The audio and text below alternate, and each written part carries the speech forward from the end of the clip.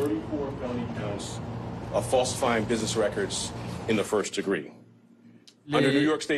Il est accusé d'avoir fait de fausses écritures comptables au premier degré. C'est un crime dans l'État de New York s'il y a une tentative de commettre une fraude pour dissimuler un autre crime. Et c'est justement ce qu'il s'est passé dans cette affaire. 34 fausses déclarations ont été réalisées pour dissimuler d'autres crimes. C'est un crime dans l'État de New York. Et qui que vous soyez, nous ne pouvons pas normaliser des crimes qui sont graves. Le prévenu a fait de fausses déclarations à maintes reprises sur les registres commerciaux de New York et il a demandé à d'autres de faire de fausses déclarations. Il a déclaré qu'il a payé Michael Cohen pour des frais juridiques en 2017, mais c'était tout simplement faux. Et c'était une fausse déclaration qui s'est répétée mois après mois en 2017, en avril, en mai, juin, etc., jusqu'à la fin de l'année. Pendant 9 mois, le prévenu avait des documents qui contenaient ce mensonge, qu'il payait Michael Cohen pour des services juridiques qu'il avait commis. Et il a signé des chèques pour payer Michael Cohen pendant ces 9 mois. Au total, le grand jury a défini qu'il y avait 35 documents avec ces fausses déclarations. Alors pourquoi est-ce que Donald Trump a fait ces fausses déclarations à maintes reprises? Les preuves ont montré qu'il a cherché à dissimuler des crimes liés aux élections de 2016. Donald Trump, des responsables de son entreprise, Michael Cohen, d'autres ont accepté en 2015 de réaliser un plan catch and kill, c'est-à-dire pour acheter et étouffer des informations négatives afin de favoriser les chances de Donald Trump de gagner les élections. Dans le cadre de ce plan, Donald Trump et d'autres ont réalisé 3 paiements à des personnes qui ont dit qu'elles avaient des informations négatives sur M. Trump. Et pour réaliser ces paiements, il a créé des entreprises et il a fait encore d'autres fausses déclarations.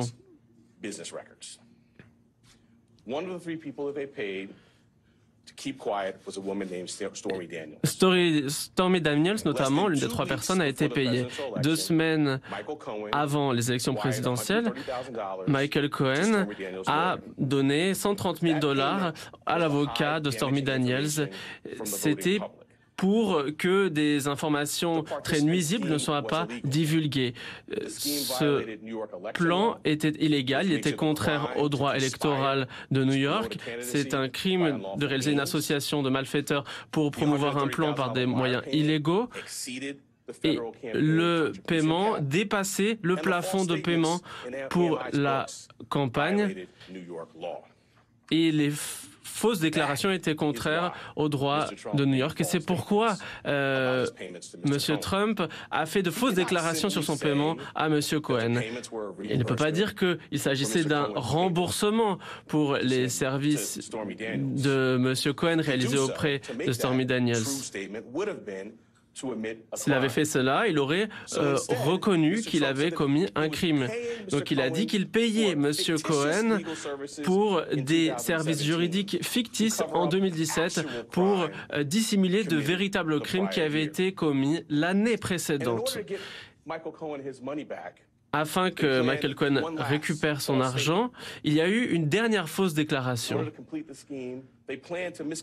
Pour parachever le tout, ils ont qualifié ces versements de revenus de Michael Cohen aux autorités de New York. Ce que je viens de décrire, les chefs d'inculpation sont un crime dans l'État de New York. Il est important d'avoir des registres commerciaux corrects partout. Ils sont d'autant plus importants à Manhattan, qui est le centre financier de la planète. Et c'est pourquoi, dans notre parquet, nous faisons respecter et nous poursuivons les crimes des cols blancs. Nous avons poursuivi des centaines de crimes liés à des fausses écritures comptables. Cela est au cœur de notre travail pour poursuivre les cols blancs. Nous avons poursuivi des personnes à Manhattan pour les personnes qui avaient enfreint les lois fédérales, pour des personnes qui cherchaient à dissimuler des crimes sexuels et pour les personnes qui avaient commis des violations du droit fiscal. Au cœur de cette affaire, nous avons une allégation que l'on retrouve dans de nombreux cas, dans de nombreuses affaires. Encore une fois, il s'agit de défendre ses intérêts et d'échapper à la droit pour ne pas être tenu responsable. Comme notre parquet l'a fait à maintes reprises, aujourd'hui, nous nous acquittons de notre responsabilité de nous assurer que tout le monde soit égal devant le droit, quel que soit l'argent ou le pouvoir que vous avez. C'est au cœur des principes américains. Je vais prendre quelques questions.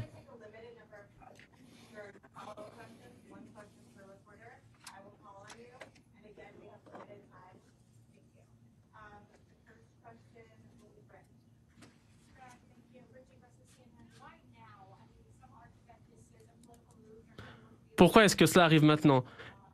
Est-ce politique?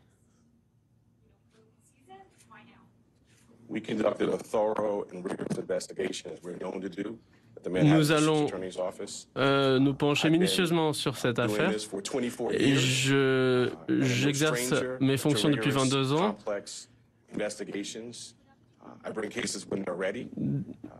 Dans chaque enquête, nous sommes penchés sur ces affaires en profondeur. Ces affaires ont été présentées, elles ont été poursuivies.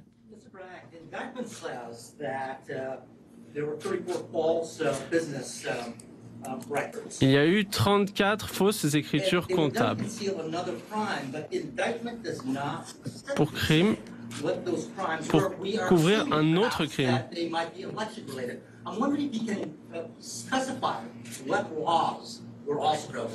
Pouvez-vous vous spécifier quelles lois ont été enfreintes?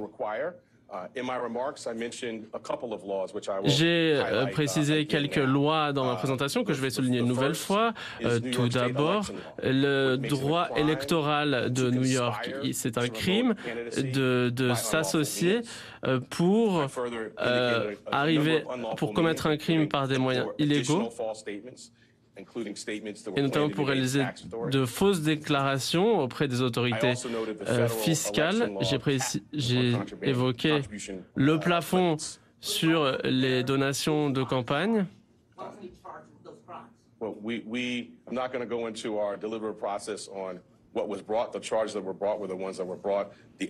ne vais pas entrer dans le détail des différentes preuves qui ont été présentées. La loi est à la base de cette mise en accusation. Selon vous, quelles questions devaient recevoir une réponse afin de faire avancer cette procédure? Je ne peux pas entrer dans les détails,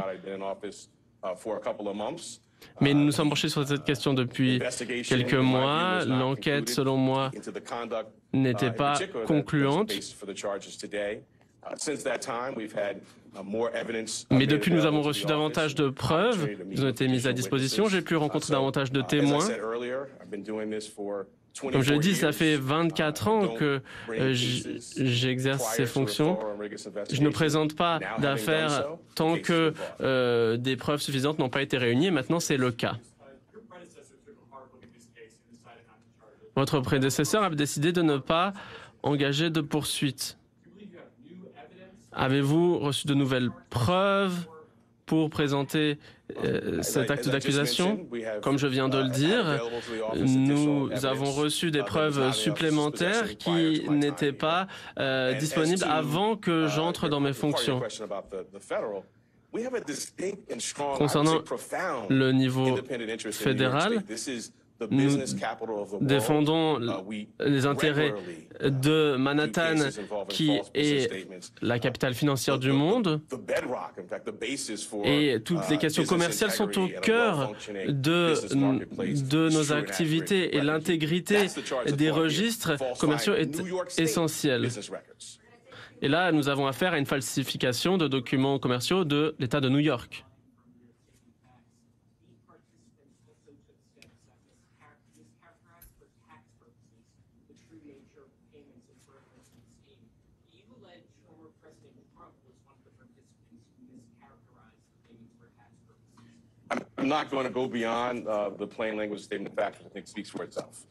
Je ne vais pas aller au-delà des explications que je donnais. Je pense que c'est suffisant.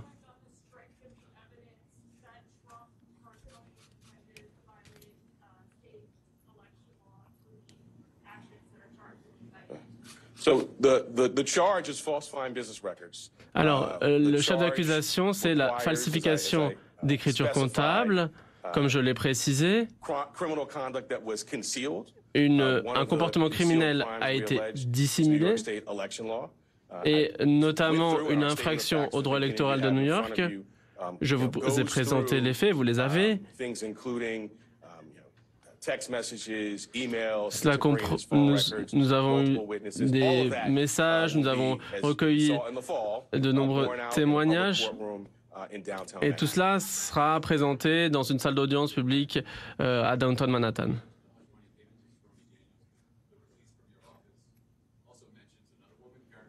Vous avez mentionné une autre femme que Stormy Daniels.